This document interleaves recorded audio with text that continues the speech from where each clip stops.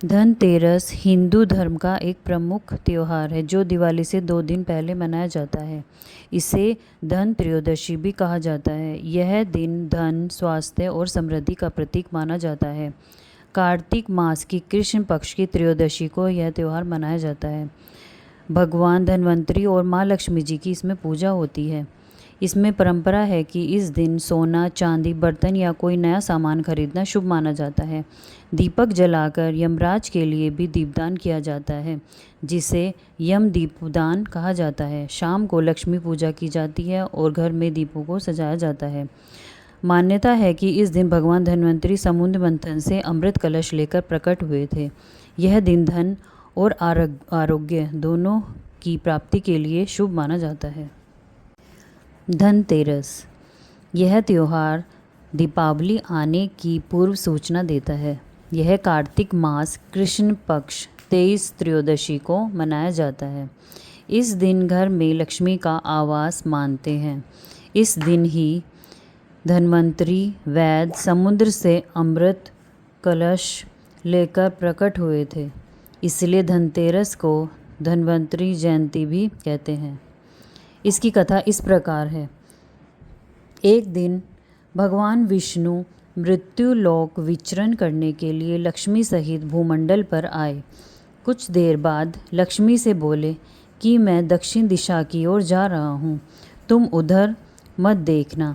यह कहकर ज्यों ही भगवान ने राह पकड़ी त्यों ही लक्ष्मी पीछे पीछे चल पड़ी। कुछ ही दूर पर सरसों का खेत दिखाई दिया। उसके बाद ऊख का खेत मिला। वहीं लक्ष्मी जी ने श्रृंगार किया और ऊख का तोड़कर चूसने लगी। तत्क्षण भगवान लौटे और यह देखकर लक्ष्मी पर क्रोधित होकर श्राप दिया कि जिस किसान का यह खेत है 13 वर्ष तक उसकी सेवा करो। ऐसा कहकर भगवान क्षीण सागर चले गए और लक्ष्मी ने किसान के यहाँ जाकर उसे धन धान्य से परिपूर्ण कर दिया। तत्पश्चात 12 साल के बाद लक्ष्मी जी जाने के लिए तैयार हुई, किंतु किसान ने रोक लिया। भगवान जब किसान के यहाँ लक्ष्मी को बुलाने आए तो किसान ने लक्ष्मी को नहीं जाने दिया। तब भगवान बोले, तुम परिवार सहित गंगा में जाकर स्नान करो और इन कोड़ियों को भी जल में छोड़ देना। जब तक तुम नहीं लौटोगे तब तक मैं नहीं जाऊँगा। किसान ने ऐसा ही किया।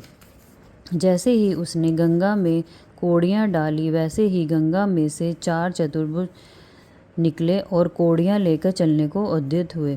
तब किसान ने ऐसा आश्चर्य देख गंगा जी से पूछा कि यह 4 भुजाएं किसकी थी। गंगा जी ने बताया कि हे किसान, वे चारों हाथ मेरे ही थे। तूने तो कोड़ियाँ मुझे भेंट किया था, वे किसकी दी गई थी। किसान बोला, मेरे घर में 2 सज्जन आए हैं, वे ही दिए हैं। गंगा जी बोली, तुम्हारे घर तो जो स्त्री है वह लक्ष्मी है और पुरुष विष्णु भगवान है। तुम लक्ष्मी को न जाने देना, नहीं तो पुनः उसी भांति निर्धन हो जाओगे। यह सुनकर वह घर लौटा तो भगवान ने बोला कि लक्ष्मी जी को नहीं जाने दूंगा। तब भगवान ने किसान को समझाया कि इनका मेरा श्राप था कि जो 12 वर्ष से तुम्हारी सेवा कर रही हैं, फिर लक्ष्मी चंचल होती है, उनको बड़े बड़े नहीं रोक सके। किसान ने हठपूर्वक पुनः कहा, नहीं, लक्ष्मी जी को अब नहीं जाने दूंगा। इस पर लक्ष्मी जी ने स्वयं कहा कि हे किसान, यदि तुम मुझे रोकना चाहते हो तो सुनो। कल तेरस है, तुम अपना घर स्वच्छ रखो, रात्रि में घी का दीपक जलाकर रखना, तब मैं तुम्हारे घर आऊँगी। उसी समय तुम मेरी पूजा करना, किंतु मैं तुम्हें दिखाई नहीं दूंगी। किसान ने कहा, ठीक है, मैं ऐसा ही करूँगा। इतना कहकर और सुन लेने के बाद लक्ष्मी जी दशों दिशाओं में फैल गई। भगवान देखते ही रह गए।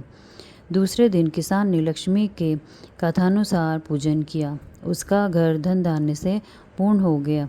इसी भांति वह हर वर्ष तेरस के दिन लक्ष्मी जी की पूजा करने लगा। उस किसान को ऐसा करते देख कितने ही लोग पूजा करना शुरू कर दिए। बोल विष्णु भगवान की जय।